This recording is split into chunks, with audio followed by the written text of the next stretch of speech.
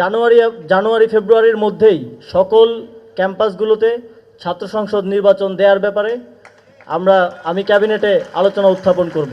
24-এর যে গণঅভ্যুত্থান, সেই গণঅভ্যুত্থান আংশিক সফল হয়েছে আমি বলবো, কারণ আমরা আমাদের যে এক দফা সেখানে দাবি দিয়েছিলাম শেখ হাসিনার পতন এবং ফ্যাসিবাদী ব্যবস্থার বিলোপ।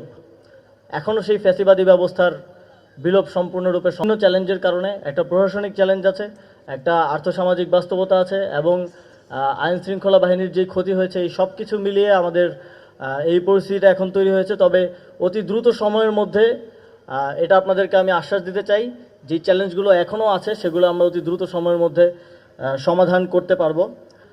24-এর যে গণঅভ্যুত্থান, সেই গণঅভ্যুত্থান আংশিক সফল হয়েছে আমি বলবো, কারণ আমরা আমাদের যে এক দফা সেখানে দাবি দিয়েছিলাম শেখ হাসিনার পতন এবং ফ্যাসিবাদী ব্যবস্থার